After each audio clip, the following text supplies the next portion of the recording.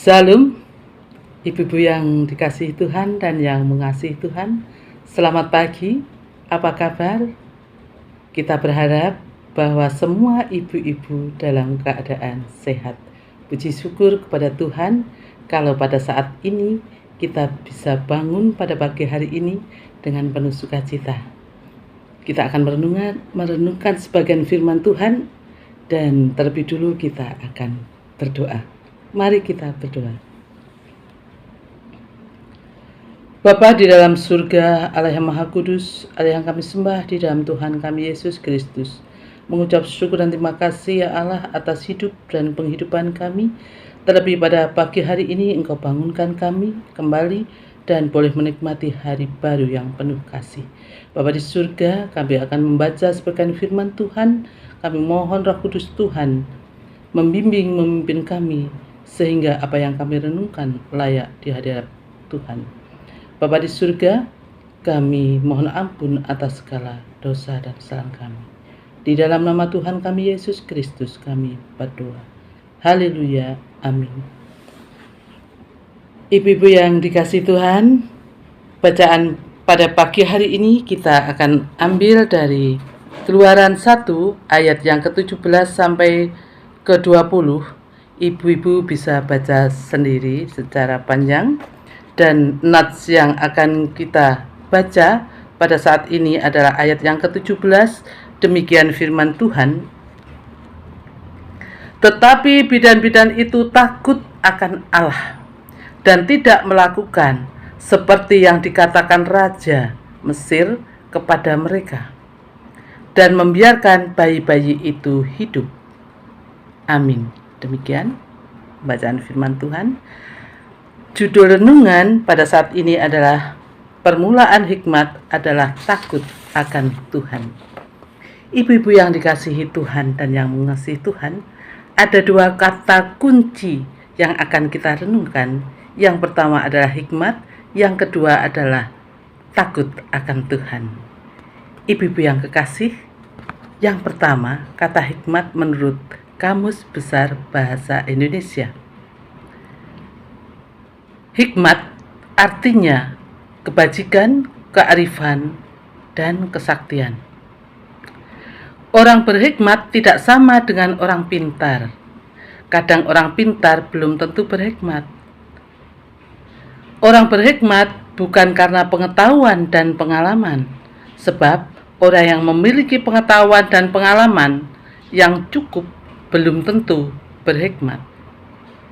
Sebab orang pintar berpengalaman terkadang justru menyalahgunakan ilmu yang mereka miliki menjadi sombong dan egois.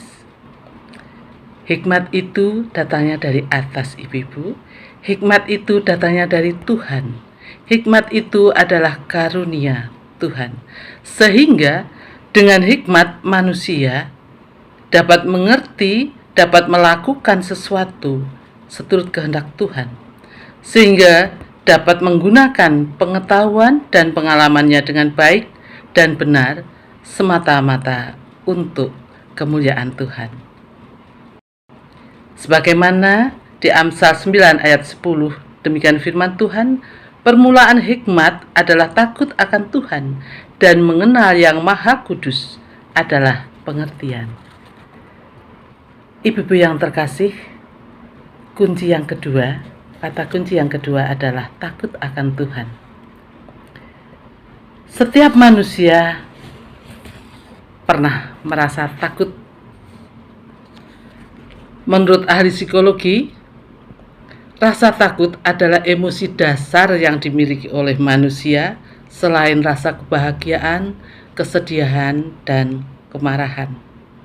Namun, jangan sampai rasa ketakutan atau rasa takut itu terlalu berlebihan sehingga menjadikan orang itu fobia, takut segala sesuatu. Ibu-ibu yang terkasih, bagaimana takut akan Tuhan bagi orang percaya secara rohani?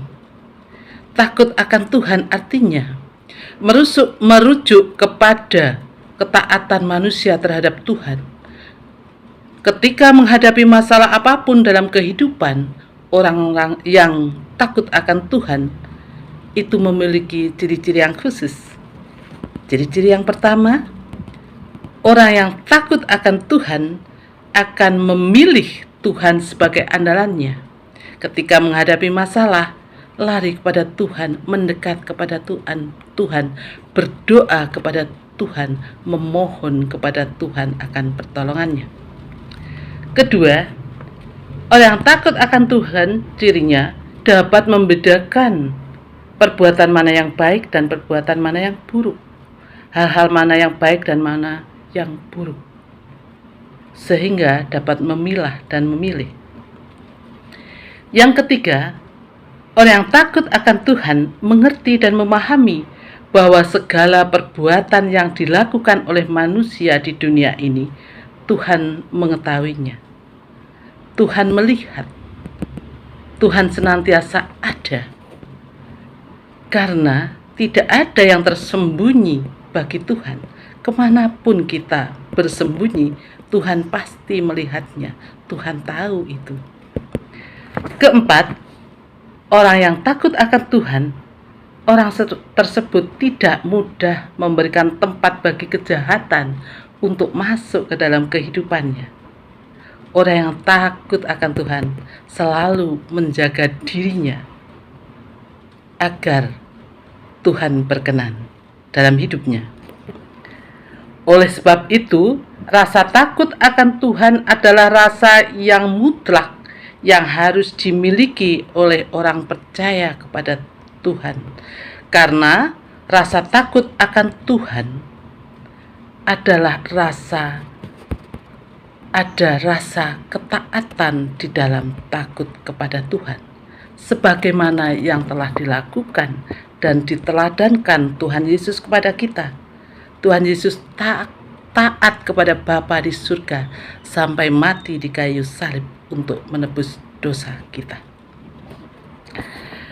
Ibu-ibu yang terkasih, bacaan kita pada pagi hari ini menceritakan tentang dua wanita yang hebat dan pemberani karena mereka hidup takut akan Tuhan. Siapa dia?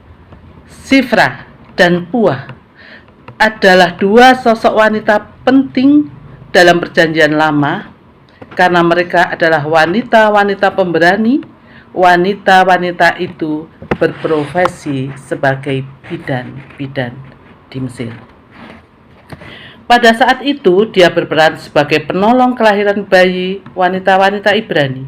Ketika mereka dipanggil Raja Firaun, mereka diperintahkan untuk melihat dengan seksama ketika bayi-bayi lahir dari wanita Ibrani. Kalau bayi perempuan dibiarkan hidup, dan kalau bayi laki-laki agar dibinasakan. Ibu-ibu yang terkasih, tentu tugas ini tidak ringan. Tugas ini adalah tugas yang berat. Sedangkan posisinya sebagai wanita, tentu mereka sangat bingung dan dilematis. Satu sisi, misi kemanusiaan yang harus mereka emban sebagai tenaga medis yang harus menyelamatkan setiap bayi yang lahir. Namun di sisi lain ada perintah yang harus dilakukan bernuansa politis. Mengapa dikatakan bernuansa politis? Karena Raja Firaun gelisah. Raja Firaun takut akan pertumbuhan populasi bangsa Ibrani yang ada di sana, dan bangsa Ibrani ini terus jumlahnya bertambah sehingga mendesak kepentingan bagi orang Mesir. Ibu yang terkasih, tentu tidak mudah bagi kedua bidan ini untuk memilih dan memilah masalah yang sedang mereka hadapi. Misi kemanusiaan dan ada misi politik. Di satu sisi ia harus tunduk dan patuh kepada raja yang berkuasa. Di sisi lain mereka percaya sepenuh hati ada Allah, Tuhan yang Maha Tahu, Tuhan yang Maha Kuasa yang harus mereka taati dan mereka takuti. Situasi saat itu tentu sangat mengerikan. Titah raja harus dilakukan, tetapi kedua wanita ini tidak melakukan apa yang diperintahkan raja karena mereka takut akan Tuhan, bukan takut kepada manusia, yaitu Firaun. Walau mereka sadar akan risiko yang akan mereka hadapi. Ketika raja minta pertanggungjawaban kepada mereka pada ayat 18b dengan menanyakan sebagai berikut, mengapa harus berbuat demikian, membiarkan hidup bayi-bayi itu? Dengan arif dan bijaksana dan berani, mereka menjawab demikian. Sebab perempuan Ibrani tidak sama dengan perempuan Mesir, melainkan mereka kuat sebelum bidan datang, mereka telah bersalin. Jawaban yang luar biasa. Tentu kuasa Tuhanlah yang bekerja atas kedua bidan itu. Mereka mendapat karunia dari Tuhan. Mereka dipenuhi roh hikmat. Oleh sebab itu jawaban mereka tidak membuat raja itu marah. Tetapi raja bisa memahami alasan para bidan itu. Kemudian Allah berbuat baik kepada bidan-bidan itu. Bertambah banyaklah bangsa itu dan sangat berlipat ganda. Dan karena bidan-bidan itu takut akan Allah, mereka membuat mereka kami ulang, dan karena bidan-bidan itu takut akan Allah, maka membuat mereka berumah tangga. Itu ayat yang 20-21. Ibu-ibu yang dikasihi Tuhan, dalam hidup ini kita sering mengalami situasi dilematis yang kita harus memilih dan memilah. Dalam adat ketimuran ada kata ewuh pakewuh. Terlebih bila keputusan yang kita ambil mengandung risiko, maka sering kita menjadi bingung. Dalam kondisi seperti inilah kita dituntut untuk tetap memilih memohon hikmat kepada Tuhan, mohon pertolongan kepada Tuhan dengan rasa takut akan Tuhan. Tuhan Yesuslah sang sumber hikmat itu. Firman Tuhan sebagai berikut, sebab di dalam Dialah tersembunyi segala harta hikmat dan pengetahuan. Itu bisa kita lihat di dalam Kolose 2 ayat 3. Ibu-ibu yang terkasih, sebagai orang percaya, kita harus berbahagia bahwa di dalam Kristus ada hikmat, ada berkat, ada sukacita, pengertian, dan takut akan Tuhan. Tuhan memberkati. Mari kita berdoa. Bapa di surga, mengucap syukur dan terima kasih Engkau telah membimbing kami sehingga kami boleh merenungkan firman-Mu. Di dalam nama Tuhan kami Yesus Kristus kami berdoa. Haleluya. Amin.